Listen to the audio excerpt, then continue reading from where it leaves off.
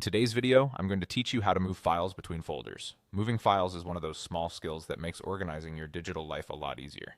By the end of this walkthrough, you'll feel confident shifting files to the right place, whether you're on a computer, in a web browser, or using a mobile device.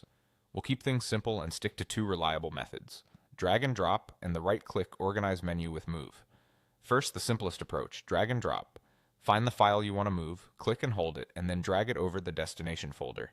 As you hover over the folder, you'll usually see it highlight or change slightly to show it's the target. Release the mouse to drop the file into that folder. If the folder isn't immediately visible, you can scroll while still holding the file, or briefly hover over a parent folder to expand it. On many web-based file managers, you can do the same thing. Drag the file directly onto a folder in the main view or onto a folder name in the navigation pane on the left.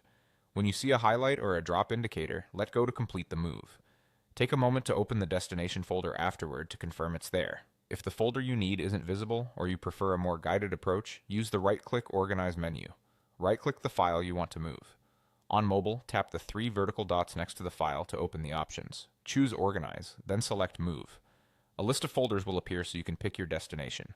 If you don't see the folder you need, create a new one from this screen, give it a clear name you'll remember, and then select it as the destination. When you're ready, click Move to finalize. This method is excellent when the folder is buried deep or when dragging isn't convenient. A couple of quick tips as you work. Moving a file takes it out of the original location and places it in the new one. It's not making a copy. If you don't spot your file where you expected, use the app's search bar or check the recent activity view to confirm the move went through. And if you make a mistake, most file managers let you undo right away. That's it. Two straightforward ways to keep your files tidy and exactly where you need them.